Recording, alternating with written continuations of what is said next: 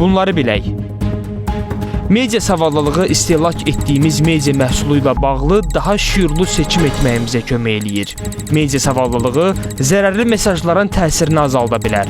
Media savadlılığı bizə kütləvi informasiya bəyanatlarını, o cümlədən reklamlara tənqidi qiymətləndirməyi öyrədir.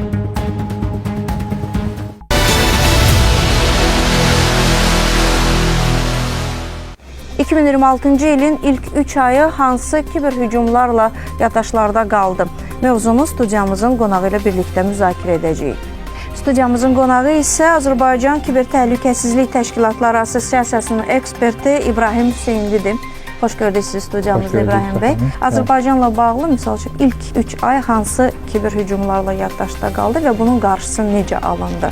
Azərbaycanda əsasən sosial mühəndislik və 2025-ci ilin axırlarında ən çox DDoS hücumları görmüşdü.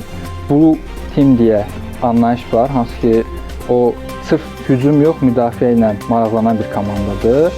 O komanda Azərbaycanda bir təşkilat var, həmin təşkilat o hücumların hardasa 99%-nin qarşısını almışdı. Stenografiya hücumları baş verib Azərbaycanda. Nədir stenografiya hücumları? Stenografiya sizin sadə bildiyiniz fayllar ola bilər. Şəkildir, videodur və yaxud bilmədiyiniz yüklədikdə. Bəli, yüklədikdə, onu istifadə etdikdə sizin qarşınıza çıxır və sizin kompüterinizi ələ keçirir. Beləliklə kompüterinizdə məlumatlar varsa, hamısı gedir. Marketing qrup deyə bir qrup var. Elektron təhlükəsizlik xidməti. Bu qrupun sosial mühəndislik edərək sosial şəbəkələrdə və mail vasitəsilə şəxslərə yönəlik hücum aşkarlayıb.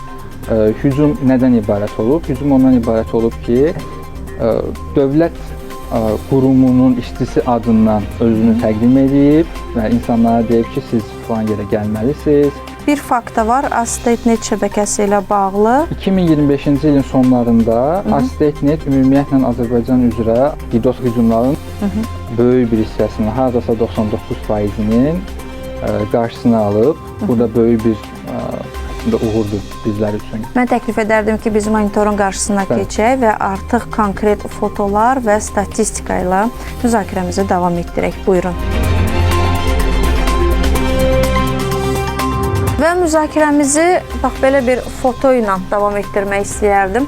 Gördüyünüz şəkillər, soldakılar real şəkillərdir. Sağdakılar isə günümüzdə süni intellektlə düzəldilmiş şəkillərdir. Son hadisələr, İsrail-İran müharibəsi fonunda hansı manipulyasiyalar həyata keçirilib? Fotolar da məhz bunlarla bağlıdır. Bu, o vaxt hər hansısa bir dövrdə baş vermiş bir, çəkilmiş bir fotodur.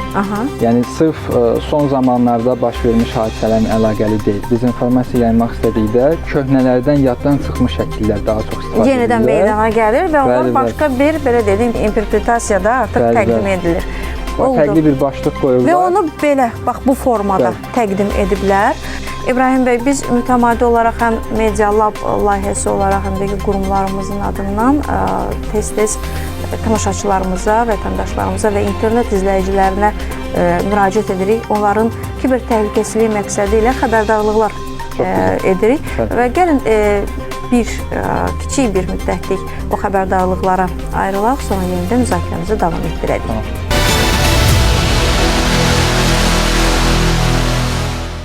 Son zamanlar sosial şəbəkələrdə vətəndaşlara nəqliyyat vasitələri üzrə inzibati cərimə borcu olduğu barədə SMS bildirişlər göndərilməklə saxta internet səhifələrinə yönləndirən reklam və məlumatlar yayılır.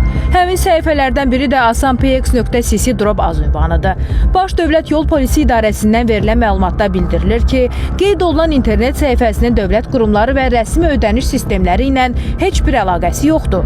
Vətəndaşlardan xahiş olunur ki, bu kimi saxta səhifələrə etibar etməsin, şəxsi və bank kartı məlumatlarını belə platformalarda paylaşmasınlar. Bir daha xatırladırıq ki, inzibati cərimələrlə bağlı məlumatların yoxlanılması və ödənişlərin həyata keçirilməsi yalnız rəsmi dövlət platformaları vasitəsilə aparılmalıdır.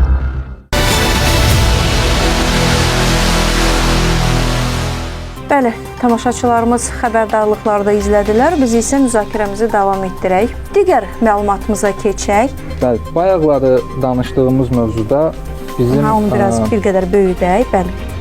Biz DDoS hücumlarından danışırdıq. İndiki gündəmdə İran-İsrail münaqişəsidir deyə bu gördüyünüz qrafda İranın internet əlaqəsini göstərir. Sol tərəfdə faiz dərəcəsi ilə nə qədər əlaqələrin olduğunu göstərir. Öncə olub 100%, düzdürmü?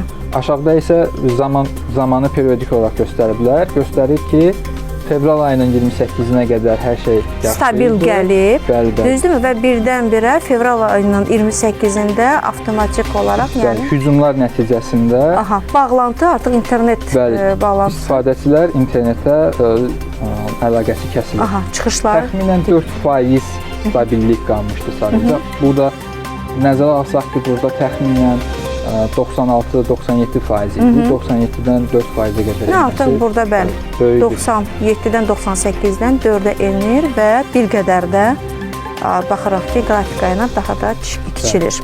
Elə bu qrafda da gördüyümüz kimi DDoS hücumundan zərər çəkmiş lokasiyalar var, hansı ki İranda yerləşən serverlərdir. Sırf kritik infrastrukturla bağlı deyil, ümumi bir məlumatdır bu. Gördüyünüz bu göz rəngdə olan qrafik, bayaqki grafikdəki kimi əlaqəni təmsil edir. Göstərir, bəli. Digərləri isə sırf cavablana bilən sorğularla bağlıdır. Çünki gördüyünüz kimi bunlarla paraleldə gedir. Ondan sonra bu düşən kimi digəri də düşmür. Yanvarın 27-sinə qədər məsələn DDoS hücumundan əziyyət çəkib bu. İstənilən halda bir qədər əvvəl də bildirdiniz, yəni kiber hücumlar müxtəlif mühitlərdə və dövrlərdə həyata keçirilə bilir və burada əsasən bunların qarşısını almaq üçün yəni bu öhdəlik müvafiq qurumların üzərinə düşür. İnsanlar və sıravi vətəndaşların üzərinə nə düşür? Sonuncu bir tövsiyənizi eşitmək istəyərdik. Ümumiyyətlə, hər bir insan gərək birinci öz təhlükəsizliyini təmin etsin. Ola bilər sizə kimsə WhatsApp üzərindən olsun, şəkil göndərsin.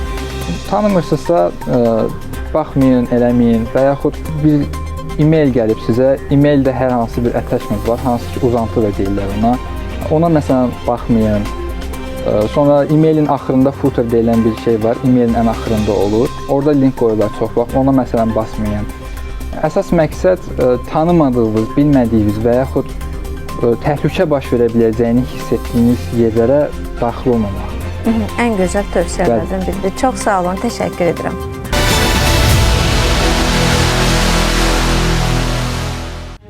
Bunları bilək. Media savadlılığı media vasitəsilə ötürülən mesajlara, işarələrə və simvollara tənqidi düşünmə bacarıqlarına tətbiq etmək qabiliyyətidir. Bu savad oxuduqlarımız, izlədiklərimiz və dinlədiklərimiz haqqında daha şüurlu seçimlər etməyimizə imkan verir və cəmiyyətin daha dərrakəli, daha ağıllı üzvləri olmağımıza kömək eləyir.